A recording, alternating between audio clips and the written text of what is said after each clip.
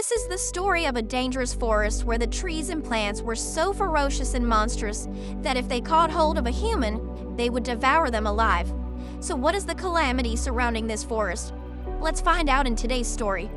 As the movie begins, we see a girl running through the forest, terrified of something. She was in a horrible state, extremely scared, and we get a brief glimpse of the terrifying creature chasing her. Shortly after, the creature catches up to her, ending her story. After this, the scene shifts to an airport where we see 3 astrologers disembarking from a plane. They had come to the same forest to search for something special. Among them were Neil, a beautiful doctor named Maria, and their companion Mac. Mac receives a call from Carla, who asks if they have arrived. Mac confirms, saying, "Yes, we've arrived." Carla tells Mac, "You don't need to come to the camp right now. Quickly get started on your work. We've arranged 2 local men to assist you. But if you need any further help, let us know because our camp is nearby, where you'll be working in the forest." A little while later, Mac and his companions board a boat and head towards the forest to carry out their specific mission. Following this, we are introduced to Ben, a wealthy man. Ben was the one who had sent Carla and Mac into the forest to retrieve something valuable for him. And what that thing is, we'll find out ahead. Meanwhile, I was moving forward with Carla and Jack in the jungle when we noticed a peculiar spot. Mac said, "It seems like we've arrived at the right place." However, one of the guys accompanying them said, "We cannot dig up these graves." But Neil responded, "These graves are very old. Humans no longer use them." They then noticed a large grave nearby. Since Maria was highly knowledgeable about ancient artifacts, she began examining it. Maria read what was inscribed on the grave, which said, "One life in exchange for many." Neil dismissed it, saying, "What nonsense, nothing like this happens. It's just written to scare people." However, Maria disagreed, but Neil ignored her warnings and started opening the grave. Inside was a skeleton with a dagger lodged in it. Maria continued reading more warnings written on the grave, but Neil said, "Don't pay attention to this. It's all meaningless." Neil even took the dagger out, despite Maria trying to stop him, warning that it was no ordinary caution, but a sign of death. Neil brushed her off, saying, "Don't be ridiculous, see? No one is dying." Afterward, Mac took a photo of the dagger and sent it to Carla. Carla told Mac, "Listen, I don't want any of you to get greedy and try to steal that dagger, which is why I'm entrusting its responsibility to you." Hearing this, Mac kept the dagger with himself. After Mac took the dagger, Carla instructed him, "All right, all of you return to the camp now." But suddenly there was a strong earthquake, leaving everyone terrified. Meanwhile, we see some roots emerging from the grave, and just then, Neil hangs from a tree. Seeing this, everyone gets scared. After this, Mac approaches him, but suddenly the Jamab tribe, who used to live here, attacks them, killing one of the local men. Mac starts firing at them. Seeing all this, Maria gets terrified and starts running away. Mac tells his companion Santiago, "Keep an eye on Neil, I'll go bring Maria back." At the same time, Carla calls Ben and informs him that their team has just been attacked.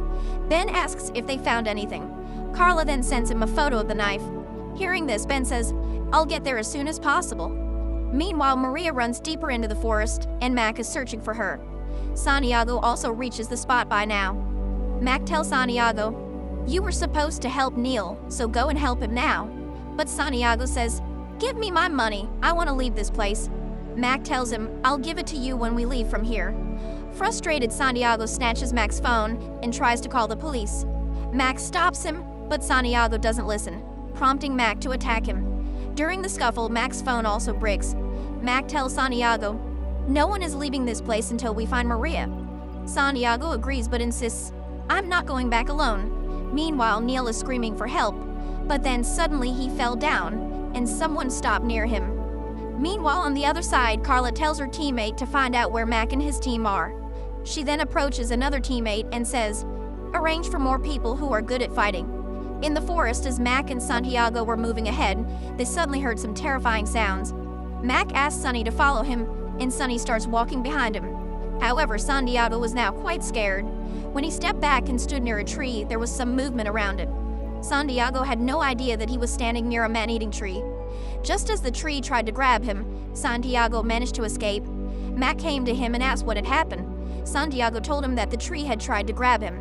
Mac replied, "Stop doing drugs, it's just your hallucination." After that, they moved forward.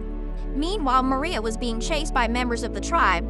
They caught her, but suddenly the root of a tree grabbed one of the men and pulled him away. As another man advanced toward Maria, someone shot him. It was Mac. He had now reached Maria and helped her. On the other hand, Neil was captured by the tribal people. They took him to a certain place and left him hanging there. Soon after, a girl approached him. She introduced herself as Emma and told him, 2 weeks ago, I came here with my partner to work as a nurse. But the organization didn't inform us about this tribe, and all my companions were killed. Meanwhile, Mac and his teammates reached the spot where Neil was hanging. But upon seeing the cut rope, they realized that Neil has been taken by the tribe. Meanwhile, Emma figures out that some ritual is about to take place in the tribe. The tribe's people capture Emma and tie her to a special kind of stone. They prepare for their ritual, leaving her bound and alone. Neil asks them, "What are you doing?" But no one answers. Neil screams, begging them to let her go. But they ignore him. Suddenly, there is movement in the jungle. Neil is completely shocked to see some roots moving toward Emma. He becomes terrified as the roots wrap around Emma, and before his eyes, Emma is torn into 2 pieces. Neil is helpless and can do nothing. Meanwhile, Bane is advancing through the jungle with his companions when the tribe's people attack them, killing everyone. Bane calls Carla, asking for reinforcements, but the tribe attacks their camp too. The tribe's people despise outsiders interfering in their territory. Carla tries to escape but is captured and knocked unconscious by the tribe. A while later, Meg and Santiago arrived at the camp. Seeing the devastation and dead bodies, they realize that the tribe is behind all this. They search for a source to call for help. While checking some files in the camp, they discovered that several teams had been sent here before to work for Bane, but none of them ever returned. Now, once again, Mac decides to venture into the jungle to save his companion, Neil. On the other hand, the tribe was preparing to sacrifice Neil for their ritual. Since the tribe had also brought Carla to their camp, Neil tells her, "Look, these people are going to sacrifice me. I'll attack them, and you should seize the opportunity to escape." As soon as the tribe lifts Neil, he attacks them. Meanwhile, Carla quickly picks up a knife, but Neil is once again tied to the same rock. After that, the tribe chants their mantras again to summon the roots, and Neil is split into 2, just like before. Following this, it's Carla's turn. Witnessing all this was not easy for Carla, but with the help Neil gave her, she managed to escape. She runs to a tree and stands there.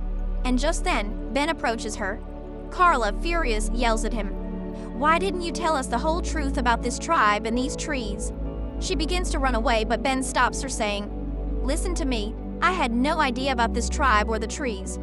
At that moment, Mac arrives with his team and orders Ben to raise his hands. Ben replies, "What nonsense is this?